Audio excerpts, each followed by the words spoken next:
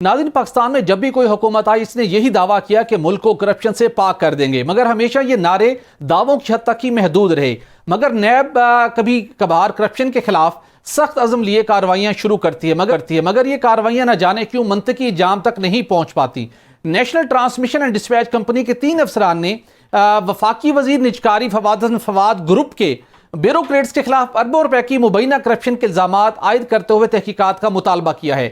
इन अफसरान ने ये इल्ज़ाम आयद किया है कि फवाद हसन फवाद ग्रुप के ब्यूरोक्रेट्स पर जो ब्यूरोक्रेट्स हैं वो पावर सेक्टर में अरबों रुपए की लूट मार में मुलव्विस हैं। साबिक एडिशनल सेक्रेटरी पावर डिवीज़न और मौजूदा चेयरमैन नेपरा वसीम मुख्तार और साबिक joint secretary power division Ahmed Taimur Nasir समेत फवाद हसन फवाद ग्रुप के ब्यूरोक्रेट्स को मुस्लिम लीग नून के दौरे हुकूमत में बड़े ओहदों पर फाइज किया जाता है ताकि वो भरपूर तरीके से पैसा इकट्ठा कर सकें। वसीम मुख्तार अहमद तैमूर नून लीग के वफादार और उनके लिए मनी मेकिंग मशीन हैं, ये अल्फाज इस्तेमाल किए गए हैं इस खत में। इसके साथ साथ नून लीग के दौरे हुकूमत में वसीम मुख्तार को एमडी यूटिलिटी स्टोर्स और उसके साथ पंजाब में अहम ओहदों पर तैनाती भी उनकी की गई। इसके साथ साथ पीडीएम की हुकूमत ने 10 अगस्त को वसीम मुख्तार को चेयरमैन नेपरा तैनात करने की मंजूरी दी थी। वसीम मुख्तार और अहमद तैमूर नासिर पर इल्जाम आयद किया गया है कि मटियारी भिक्की ट्रांसमिशन लाइन में चीनी कॉन्ट्रैक्टर से 2 अरब रुपए किकबैक लिया गया। मटियारी भिक्की ट्रांसमिशन लाइन बगैर टेस्टिंग के एनर्जाइज करवा दी गई। ट्रांसमिशन लाइन की टेस्टिंग के लिए 4000 मेगावाट बिजली दस्तयाब होना लाजिम थी, जो कि नहीं थी।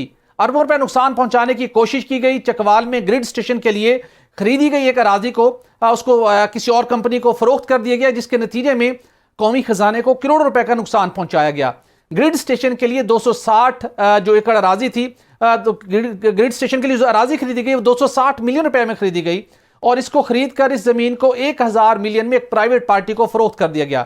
इसके साथ साथ चकवाल में ग्रिड स्टेशन पर 2018 में काम शुरू होना था और 2020 में मुकम्मल होना था, लेकिन अभी तक काम शुरू नहीं हुआ, जिसकी वजह से अरबों रुपए का नुकसान हो रहा है। मामले की इंक्वायरी करने वाली कमेटी को धमकाया गया कि इंक्वायरी तब्दील करवाई जाए और इसकी भरपूर कोशिश की गई।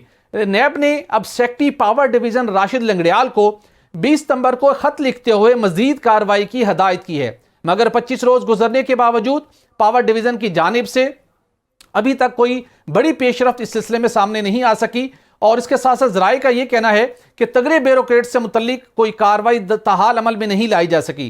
ज़राए का दावा है कि तगड़े ब्यूरोक्रेट्स इस वक्त अहम तरीन ओहदों पर फाइज हो चुके हैं, लिहाजा नैब के खत को दाखिल दफ्तर कर दिया गया है। मगर हम उम्मीद करते हैं कि secretary power division Rashid Langrial नैब के इस खत पर तहकीकात करके एक ट्वीट के जरिए हकाइक कौम के सामने लाजमी लाएंगे।